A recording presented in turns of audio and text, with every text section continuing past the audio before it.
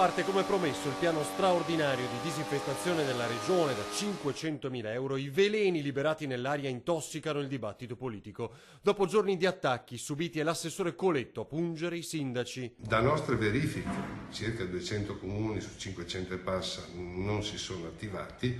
In parte il risultato l'abbiamo visto, insomma, l'incremento di queste larve che poi sono diventate zanzare ha dato risultati estremamente negativi. Dunque, oltre 200 amministrazioni in Veneto non avrebbero fatto quanto previsto nei tempi deputati. E tra queste anche Padova. È fondamentale, infatti, che le disinfestazioni di zanzare e larve avvengano nei periodi stabiliti e in contemporanea per ampliarne l'efficacia. Noi abbiamo rispettato quello che è il piano nazionale di prevenzione. Ci siamo attivati ancora a marzo, scrivendo delle lettere sollecitando le USL e i comuni ad attivarsi per la disinfestazione larvicida. Incubo West Nile, 10 le vittime in Veneto, l'ultima nelle scorse ore nel Rodigino. 159 casi in totale in regione, 49 con sintomi pesanti. Un aumento certificato del 300% di casi di zanzara killer in Europa.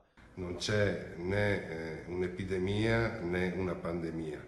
Si tratta sostanzialmente di una patologia che purtroppo è endemica, è dal 2008 che noi la monitoriamo, insieme all'Istituto Superiore di Sanità e all'Istituto Triveneto Zooprofilattico per controllare quella che è l'espansione.